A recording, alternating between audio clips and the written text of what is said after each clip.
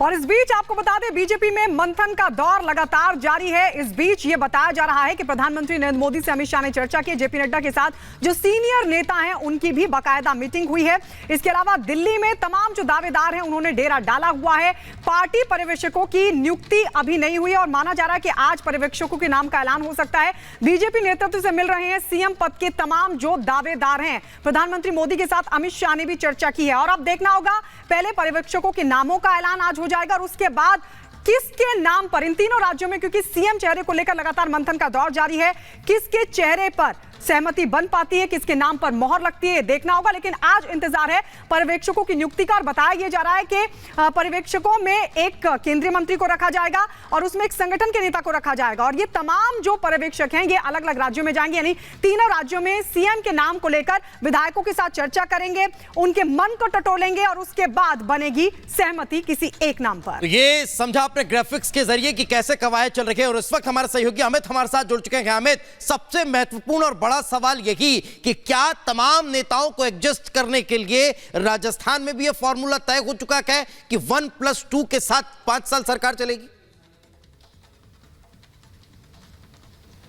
देखिए दीपेश, आपको पता उत्तर प्रदेश की सियासत को हम देख रहे हैं और वहां पर यह फार्मूला बखूबी काम कर रहा है और बेहतर तरीके से काम कर रहा है। वहां पर सवर्ण, पिछड़ी जातियों और जो अन्य समाज के लोग हैं उनको प्रतिनिधित्व दिया जा रहा है, क्योंकि 2024 की जो लड़ाई है वो बहुत गंभीर है। किसी भी जाति विशेष को, किसी समुदाय विशेष को आप इग्नोर नहीं कर सकते और राजस्थान में गूजर, जाट और राजपूत जो बिरादरी है ये बहुत प्रभाव रखती है। ऐसे में जो सूत्र हमें बता रहे हैं कि पिछड़ी जातियों को भी साधने की कोशिश होगी, अगड़ी जातियों को भी साधने की कोशिश होगी, क्योंकि 2024 में जो लोकसभा सीटें हैं राजस्थान से जो आती हैं उसे लेकर बहुत गंभीरता है और यही वजह कि कोई नाराज न हो, इसीलिए बालकनाथ का नाम सामने आ रहा है, सीपी जोशी का नाम सामने आ रहा है, वसुंधरा राजे भी रेस में लगातार बनी हुई हैं और ये जो समीकरण बन रहे हैं दीपेश, ये इसी लिहाज से बन रहे हैं कि राजस्थान में कोई समुदाय नाराज न हो, कोई नेता नाराज न हो, क्योंकि जो जीत हुई है उस जीत में सभी का योगदान बहुत है। लोकसभा चुनावों में ज्यादा समय नहीं रहा है, इसीलिए सिर्फ प्रदेश की बात नहीं है, लोकसभा चुनाव को स्ट्रेटजी में रखा गया है। भोपाल का रुख कर लेते हैं, सत्यविजय हमारे साथ जुड़ गए हैं। सत्यविजय,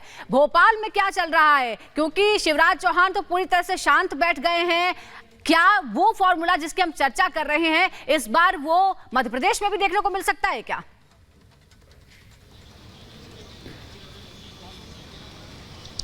देखिए, मध्य प्रदेश की बात करें तो यहाँ भी सीएम पद को लेकर, सीएम के चेहरे को लेकर घमासान है।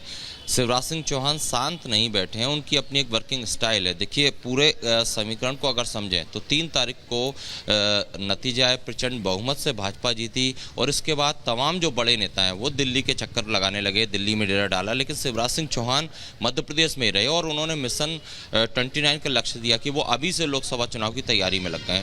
तो उनका जो काम करने का अंदाज है वो बाकी नेताओं से अलग है और इसीलिए आला कमान को इतना समय लग रहा है। जो सस्पेंस बरकरार है कि आखिर मध्य प्रदेश के लिए सबसे अनुकूल चेहरा कौन होगा, क्योंकि अगर बात किया मुख्यमंत्री के तौर पर तो शिवराज सिंह चौहान ने अपने आप को साबित किया है, 4 बार के मुख्यमंत्री रहे हैं और इस बार के नतीजे और कहना चाहिए कि लाडली बहना योजना भी कारगर साबित रही है।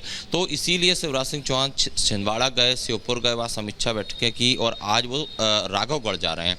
लेकिन जैसा कि कल कैलाश विजयवर्गीय ने कहा कि सबसे इस जीत में सबसे बड़ा जो जादू रहा वो मोदी मैजिक रहा, क्योंकि मध्य प्रदेश के अलावा लाडली बहना राजस्थान और छत्तीसगढ़ में नहीं थी। वहीं ओबीसी फार्मूले पे अगर जाती है तो अगर शिवराज सिंह चौहान को रिप्लेस किया जाता तो प्रहलाद सिंह पटेल जो है वो एक बड़ा चेहरा उभर कर आएंगे। लेकिन अगर क्योंकि मध्य प्रदेश एक ऐसा स्टेट प्रचंड बहुमत के बाद यहां पर सबसे ज्यादा फाइट है सीएम पद को लेकर। हम आपके पास लौटेंगे, अनूप हमारे साथ रायपुर से जुड़ गए हैं। अनूप, 1+2 कई वजह होते हैं, कई कारण होते हैं जब इस तरीके के फॉर्मूले को तैयार किया जाता है। अगर जातियों का समीकरण बिठाना हो तब ये फॉर्मूले पर चला जाता है, या फिर फाइट होती है जैसे कि मध्य प्रदेश में कई दावेदार हैं और भी कई राज्यों में लगातार दावेदारी पेश की जा रही है कई लोगों की तरफ से, कई नेताओं की तरफ से। छत्तीसगढ़ में क्या स्थिति है, क्या यहां पर भी 1+2 या फिर एक ही सीएम और